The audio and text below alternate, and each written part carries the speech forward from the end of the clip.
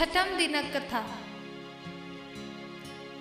सगर महाराज के दू स्त्री छलखिन, वैदर्भी आ शैव्या। शैव्या सँ असमंजस नामक पुत्र भेलै। वैदर्भी के संतान नहीं छलै। ओ संतानक निमित्त महादेवक तपस्या करय लगली। 100 वर्ष बाद एक गोट लोथक जन्म भेल। ई देख वैदर्भी कानऽ लगली। महादेवक स्मरण कैल महादेव ब्राह्मणक रूप धारण कऽ ओतऽ एला आ ओही लोथ के 60,000 खंडक प्रत्येक के एक एक तौला में तेल दऽ झाँपि के राखि देलनि।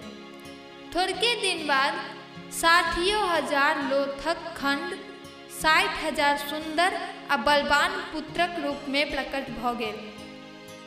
सगर महाराज 99टा अश्वमेध यज्ञ पूरा कऽ स्वयं यज्ञ करबाक तैयारी में लागल छलाह, किंतु इंद्र नहीं चाहैत छलाह जे हुनकर यज्ञ पूर्ण होय। कारण 100 गोट अश्वमेध यज्ञ कऽ लेला पर ओ व्यक्ति सतक्रतु इंद्र भऽ जाइत अछि। तेँ ओ कोनो ने कोनो विघ्न उपस्थित कऽ दैत छलखिन। अश्वमेघक घोड़ा छोड़ल गेल, जकर रखवार राजा सगरक वैह 60,000 पुत्र भेला। इंद्र अपन छल बल सँ घोड़ा लऽ भागि गेला। सगरक 60,000 पुत्र इंद्र के खिहारलखिन। ओ लोकनि घोड़ा के तकबाक हेतु पृथ्वी के करैत आगू बढ़ैत गेलखिन। अंत में घोड़ा के कपिल मुनिक आश्रम में बान्हि देलखिन। कपिल मुनि तपस्या में लीन छलाह। सगरक बेटा सब हुनकर चोरी बुझि दौड़ल। मुनिक ध्यान भंग भऽ गेल। हुनकर कुत्थ दृष्टि 60,000 राजकुमार तत्क्षण जरि कऽ भस्म भऽ गेला। राजाक यज्ञ अपूर्ण रहि गेल। सगर महाराज शोकाकुल भऽ मरि गेलाह। राजकुमार लोकनिक अपमृत्यु भेल छल। हुनका लोकनिक सद्गतिक उपाय पर विचार करबाक हेतु ज्ञानी लोकनिक सभा बैसल। सभा एहि निष्कर्ष पर पहुँचल जे यदि गंगा वैकुंठ सँ पृथ्वी पर आबैत तऽ हुनका लोकनिक छाउर के डुबा कऽ पवित्र करथि।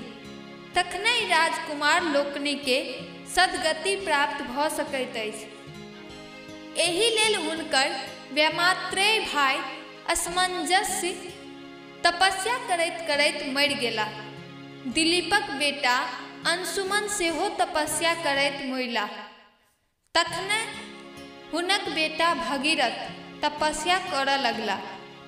हुनकर तपस्या सँ विष्णु प्रसन्न भऽ हुनका गंगा के वैकुंठ सँ मृत्यु लोक अनबाक अनुमति दऽ देलखिन। गंगा के एकाएक पृथ्वी पर उतरि गेला। पृथ्वी रसातल में धंसि जैतैथ। तेँ हेतु महादेव हिमालयक ऊंच चोटी पर चढ़ि हुनका माथ पर उतारि जटा में समेटि लेलनि। हुनकर जटा सँ निकलि गंगा हिमालय प्रदेश के दहबैत विदा भेली। जखन जहू ऋषिक आश्रम दहाय लागल तऽ ओ गंगा के पीब गेला। ई भगीरथ लेल जटिल समस्या उपस्थित कऽ देलक। ओ साहसी छलाह। ओ मुनिक सेवा में लागि गेला। अंत में मुनि एहि शर्त पर गंगा के छोड़ल जे गंगा हुनकर बेटी कहावैत। तहिया सँ गंगा जाह्नवी कहाबऽ लगली। गंगा द्वार होइत हरिद्वार एली। भगीरथ हुनका आगू आगू ओम्हर गेला जेम्हर हुनकर पितरक छाउर छलनि। गंगा सबके दहबैत डुबबैत भगीरथक संग सगरक 60,000 पुत्र अश्वमेघक घोड़ा तकबा में खुन्ने चला। तेँ आब ओ सागर कहबैत अछि। एही तरहे गंगा मृत्यु लोक में आबि सगरक 60,000 बेटा के सदगति देल आ भगीरथक परिश्रम के सफल बनाओल। गौरीक जन्म। सतीक मृत्युक बाद महादेव संसार से विरक्त भऽ कोनो निर्जन स्थान में तपस्या में लीन भऽ गेला। हुनका संसारक कोनो सुध बुध नहीं रहि गेल। एही बीच राक्षस सभक उपद्रव बढ़ि गेल। ओही में तारकासुर परम पराक्रमी भेल।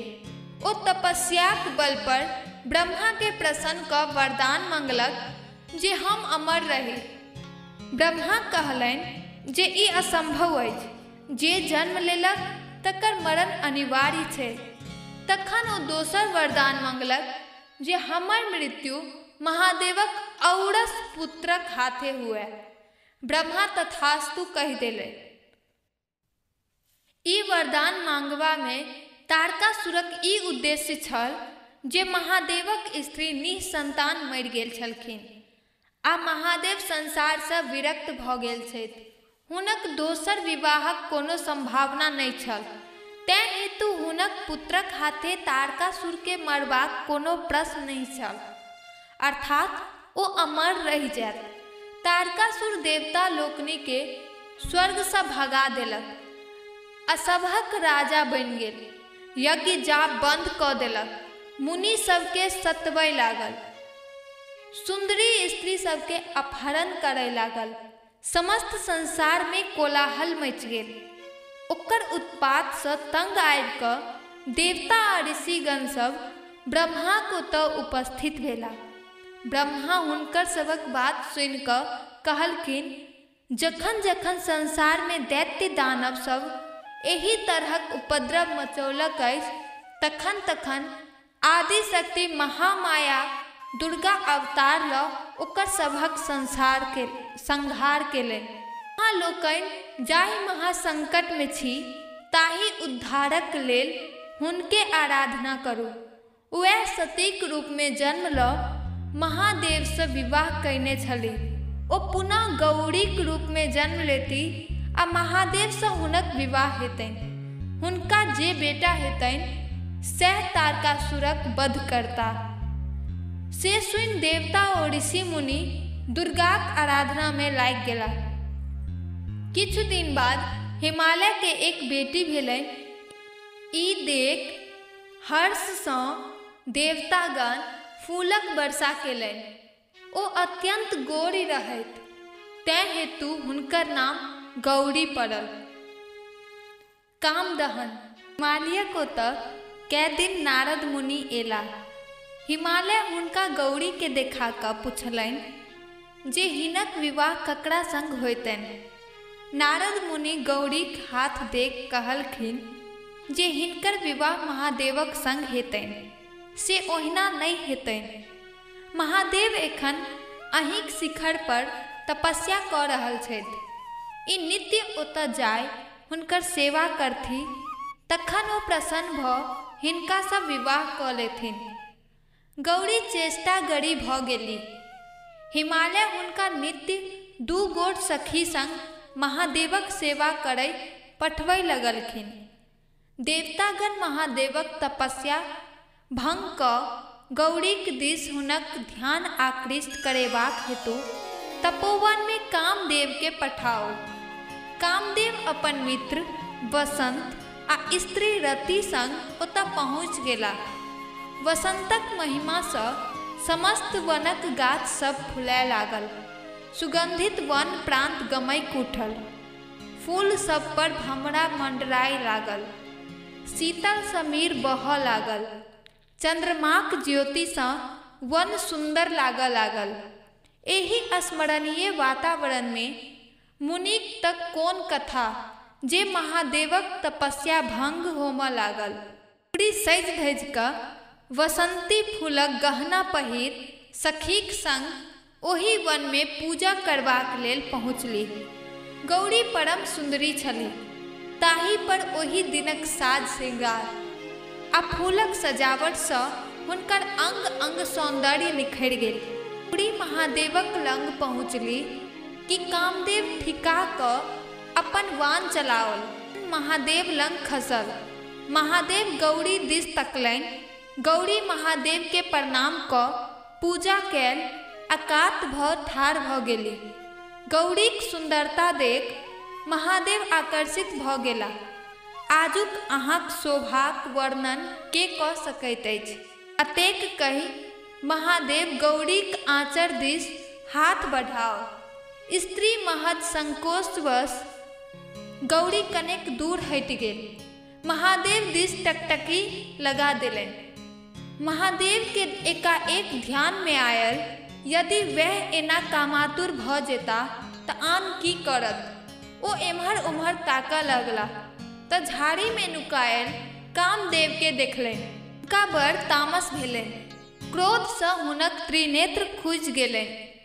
कामदेव जड़ि क भस्म भ गेला। रति अपन स्वामी के भस्म होइत देख मूर्छित भ गेली। होश भेला पर ओ करुणा विलाप करऽ लगली। देवता लोकनि रतिक दशा देख महादेवक ओतऽ गेला आ कहलखिन जे एहि में कामदेवक कोनो दोष नहीं छलनि। ई हुनक सभक प्रपंच छल जे महादेव कहुना गौरी दिस आक भट भ हुनका सँ विवाह करथि, तखने तारकासुर सँ हुनका सभक उद्धार भ सकैत छल। महादेव कहुना रतिक स्वामी के जीवाक उपाय क देथुन। महादेव कहलखिन कामदेव मुइला नहीं, मात्र हुनकर शरीर जरलनि अछि। हुनका एखन ओ शरीर प्राप्त नहीं हेतनि। समुद्र में संबर नामक दैत्य अछि। रति ओतऽ जा एखन ओकरे संग रहत। द्वापर में श्री कृष्णक बेटा प्रद्युम्न भ जन्म लेता। जनमते संबर हुनका उठा क अपन नगर ल जायत। रति के ओतहि प्रद्युम्नक रूप में कामदेव भेटथिन। जखन ओ पैघ होता तखन संबर के मारि ओकर धन संपत्ति सहित रति के द्वारिका ल जेथिन आ रति सँ विवाह क सुख विलास करता। बात देवता लोकनि के कहि महादेव अंतर ध्यान भ गेला। रति संबरक ओतऽ आश्रय लेबाक हेतु विदा भेली आ कामदेव सँ पुनर्मिलनक प्रतीक्षा